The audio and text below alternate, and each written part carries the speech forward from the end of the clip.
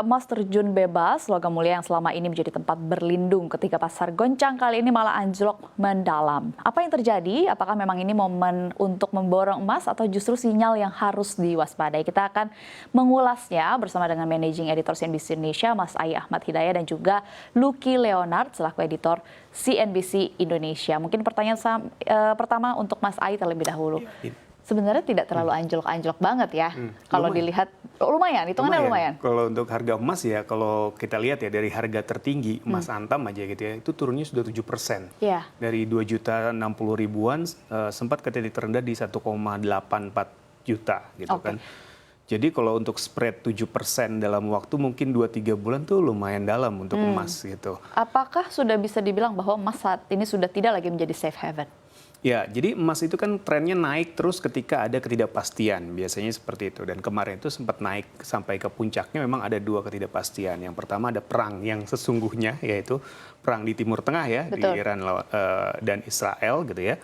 Lalu juga ada perang tarif, perang yang tidak sesungguhnya tapi juga mengancam ekosistem investasi dunia ya, ketika Donald Trump mengumumkan perang tarif ke sejumlah negara gitu ya. Itu terjadi mungkin puncaknya di April atau Juni di tahun ini gitu.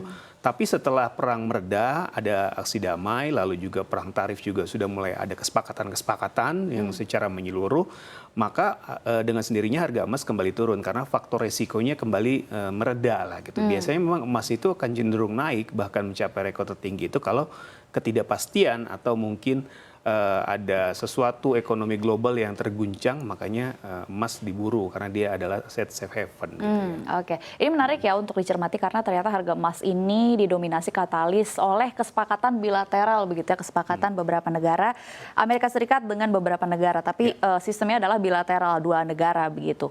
Nah, kalau dari Mas Lucky sendiri melihat apakah memang ini murni karena kesepakatan bilateral kah? Dan sebenarnya seberapa jauh sih kesepakatan bilateral ini juga kan kalau sudah berpengaruh ke emas, tapi juga harusnya memberikan kepastian secara ekonomi global. Seperti apa perspektifnya, Mas? Ya, kesepakatan yang telah terjadi ya beberapa hari terakhir memang sedikit meredakan ketegangan ya.